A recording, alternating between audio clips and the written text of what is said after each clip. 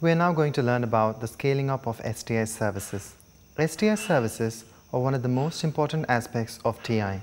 The STI strategies of NACP 3 are the foundation on which STI rollout depends. Under NACP 3, the STI strategy, there were much more new inputs into the strategy, especially with reference to the targeted interventions. Basically, we will be continuing the same syndromic case management of STIs. We also include the focus to the reproductive tract infections based on the evidence what we gathered over the years. And what are the new things under the targeted intervention? One is presumptive treatment. If the first visit of the high risk group individual to the clinic happened to be asymptomatic, and after examination if there was no infections were found, then the individual will be given a presumptive treatment. Then subsequently we encourage the high risk group individual to attend the clinic periodically, that is at least once in a quarter. If there is a documentary evidence that the individual is visiting the clinic periodically and she remains or he remains asymptomatic, then the presumptive treatment will not be repeated. This is one important new addition in NACP 3 under targeted intervention. Second thing is, once in 6 months, syphilis screening of the high risk group individuals. As there is a rising levels of seroprevalence of syphilis, now this is being introduced with NACP 3. The third is internal examination, motivation of the people to have a internal examination with the help of the speculums and anoscopes. There are several modes of delivering STI services according to the TI guideline. In this episode, we are going to learn about intervention site-based STI and related clinical services. In scaling up services and saturating coverage, linking outreach and clinic is essential.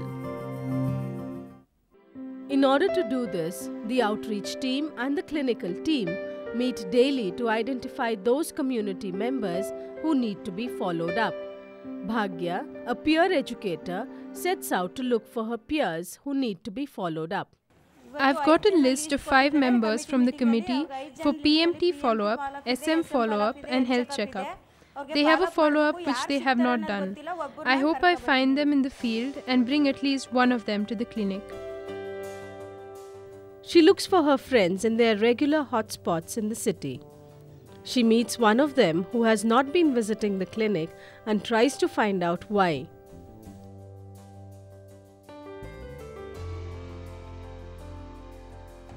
She persuades her to visit the clinic.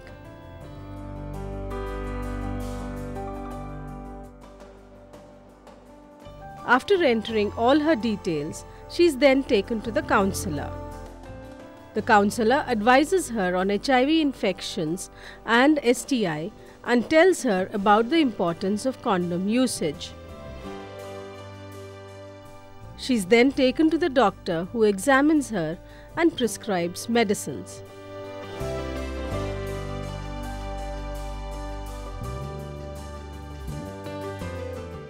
Bhagya then takes her to meet other community members in the DIC.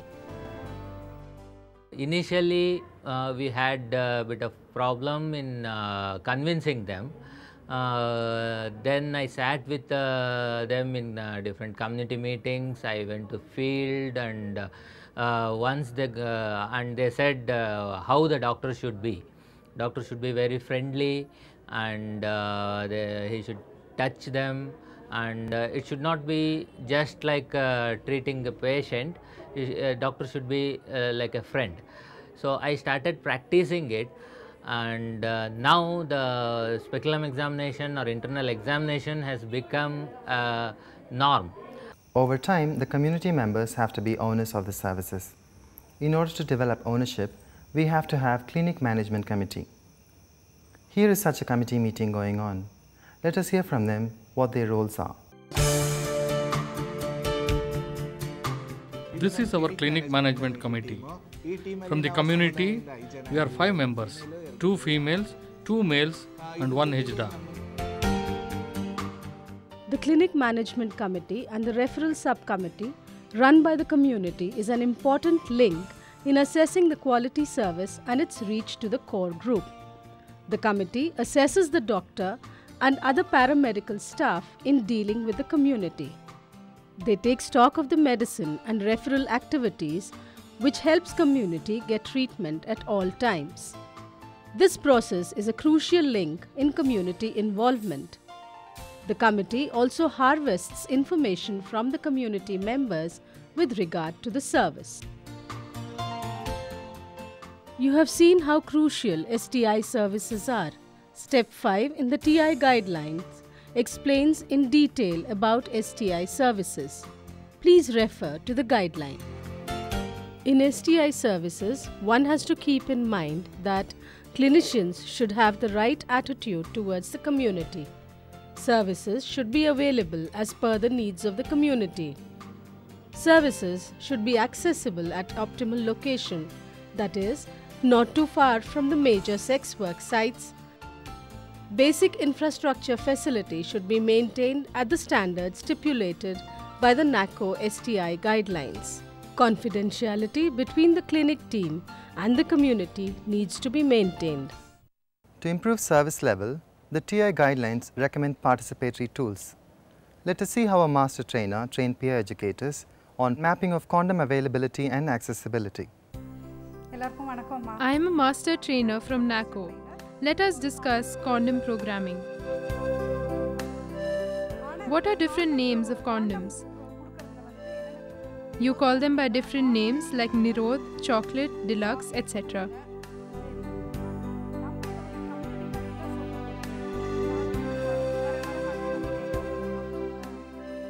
Now, we will do an exercise. It helps peer educators to know where condoms are available. Condom availability and accessibility mapping is an important tool.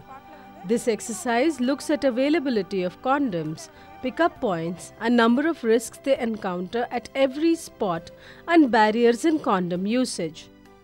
Through participatory methods, they also discuss how to overcome these barriers. The feedback of each peer educator on the mapping is important in taking the condom promotion program forward.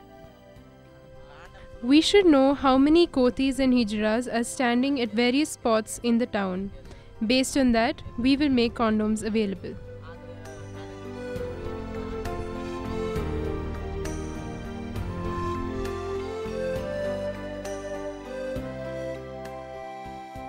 Condom demonstration and condom accessibility mapping are a scientific way of linking the outreach workers and the community in the use of condoms.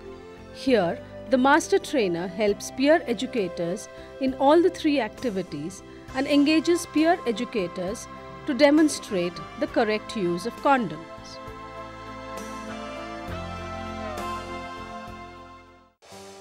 Scaling up services play a catalyst role in targeted intervention. Please refer to the TI guideline for further information.